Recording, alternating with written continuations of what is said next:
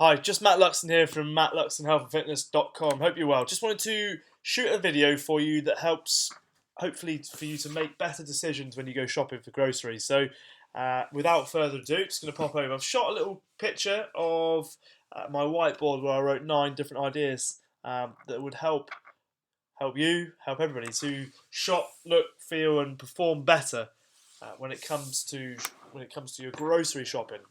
In this instance, okay.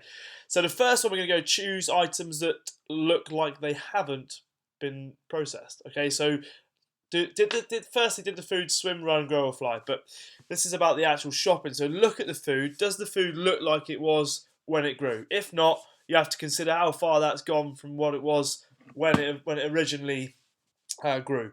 Okay, swam or flew in this instance. Okay, or ran. So things like chicken breast, broccoli, those kind of things. Chicken, obviously, you're not going to find a live chicken in a shop, but you're going to find a chicken breast. Hopefully, it hasn't been covered in batter or breadcrumbs, or filled with something that it shouldn't have, and you're gonna get pretty much just as you should. So avoid the processing part. Avoid packaging that make health claims. There are a number of foods that have to make health claims in order for people to kind of consider them. Those cereal bars, for one, okay, full of sugar. They'll cling on to anything. So if it looks like it's blueberry coloured, suddenly it's one of your 5 a day. Okay, so avoid packaging that makes health claims. At the end of the day, if a sweet potato, which contains a load of good antioxidants and vitamin C, doesn't need all that packaging, then why do all these other products have to start making health claims about themselves? So it's all marketing. You've got to be careful of that.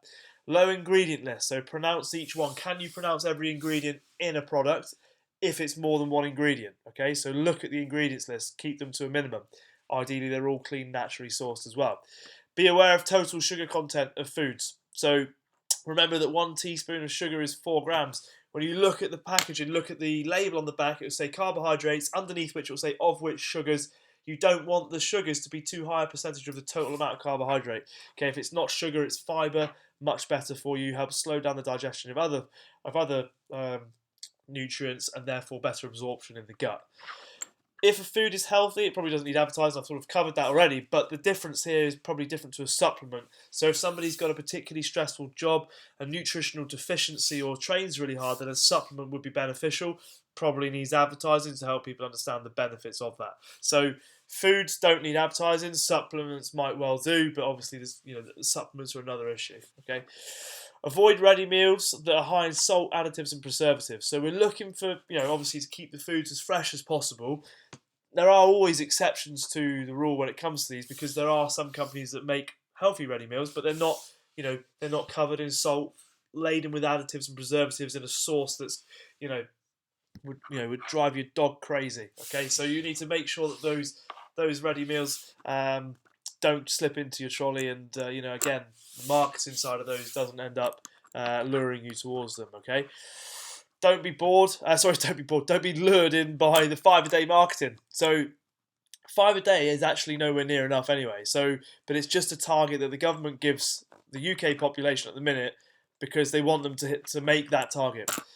There are many studies across the world looking at different diets of different populations, and the one that's been widely adapted to most of us, okay, in the Western society, is the Mediterranean diet.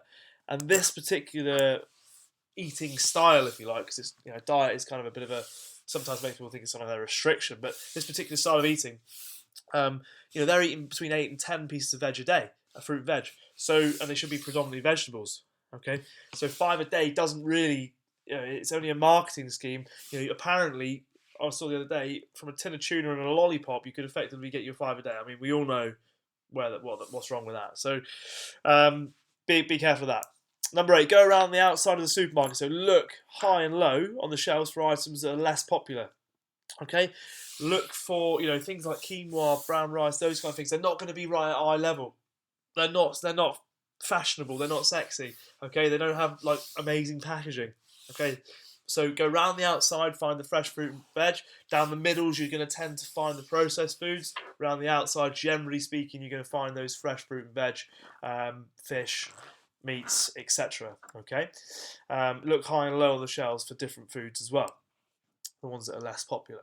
supermarkets are not your only option. So you've got farm shops, local markets, butchers, um, stalls, etc. that you can go to get better produce, locally sourced, perhaps more seasonal, and potentially organic as well. So obviously what's been put into your food and what's put on your food is going into your body, having a direct impact on the hormones in your cells.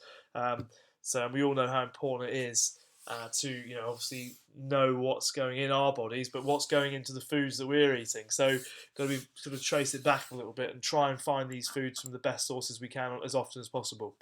So there's nine different tips that I came up with. I'm sure there's more, but that's just the 9 I came up with. Hopefully it helps you to shop better, look better, feel better, and perform better. Have a good day. Bye-bye.